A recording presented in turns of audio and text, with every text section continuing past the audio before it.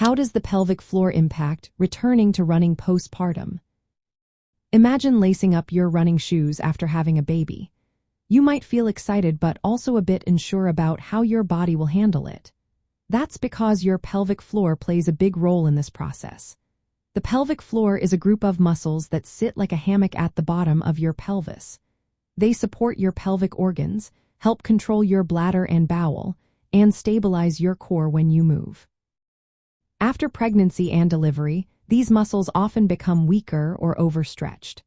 Pregnancy hormones loosen the joints and muscles to prepare for birth, which can cause the pelvic floor to stretch or even tear during delivery.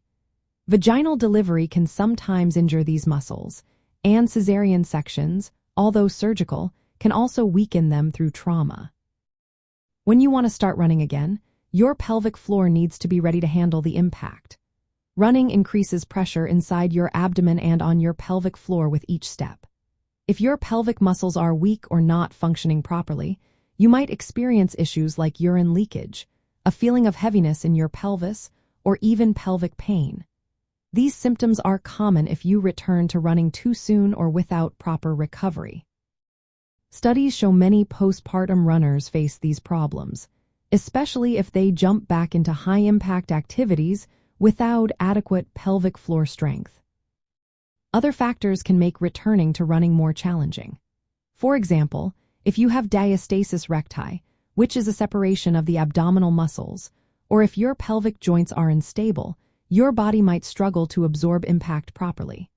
A weak core and pelvic floor can lead to poor running mechanics and increase the risk of injury to your hips, back, or knees. That's why it's so important to give your body time to heal and rebuild strength. A safe plan involves waiting several months after birth before starting to run. You should get a postpartum assessment to check your pelvic floor and core strength. Focus on exercises that activate your pelvic floor muscles, improve core stability, and strengthen your hips. Start with low-impact activities like walking or gentle pelvic floor exercises. Gradually add in running, increasing duration and intensity as your strength improves. Keep an eye out for symptoms like leakage or pelvic heaviness, and adjust your activity if needed. By prioritizing pelvic floor rehab and progressing slowly, you can reduce the risk of problems and enjoy running comfortably again. This approach supports your long-term pelvic health and helps you reach your fitness goals safely. Remember, patience and proper recovery are key to making your return to running a positive experience.